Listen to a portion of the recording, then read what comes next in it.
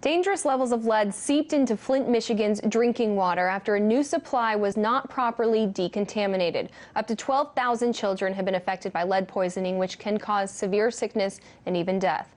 Despite the crisis, locals are still forced to pay for their poisoned water supply. Many want Washington to bring officials to account, but no actions have been taken. What's more, America's water supply problems go far beyond Flint, as Caleb Maupin explains. Water is a human right. Fight, fight, fight. Flint is back in the national spotlight. President Obama is responding to a touching message from a small child who was exposed to poisoned drinking water. Mr. President, hello, my name is Mark Hopany and I'm 8 years old.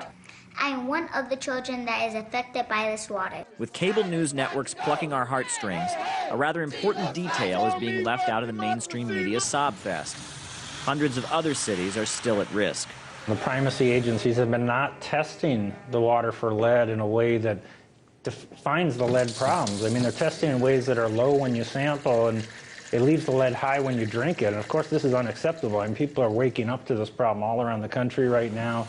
It's not every city, but it's enough that people are going to be told sooner or later their water's not safe to drink in many major U.S. cities. We didn't have to go very far to find an example of the decaying water systems here in the United States. Above me is a bridge that's over 150 years old. It goes along Pennsylvania Avenue, one of the main roads in Washington, D.C. It's actually the road that connects the White House and the Capitol building. And below this bridge, there are some rusty and decaying pipes. The majority of Washington, D.C.'s water is actually processed through these decaying old pipes here below this bridge. We decided to talk to some D.C. residents and ask them what they thought about the fact that the water systems here in Washington, D.C. and around the country are in decay, and what that says about government priorities. Before the Civil War, these pipes were there. What do you think about that? That's nasty. Yeah. It's our drinking water. Yeah, that's nasty. Do you think that making sure that drinking water is safe should be a national priority, a top priority of the government? Absolutely. Well, it's a problem. People need safe water. It's a natural right, a human right. We're the richest country in the world, so why do we have a problem with this? Yeah, bureaucracy, I suppose.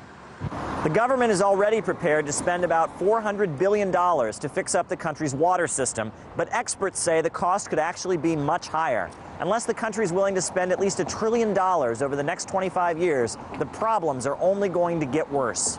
The root of the problem is the lack of revenue that cities have. And in the case of water, we've seen a huge decrease in federal funding for infrastructure projects.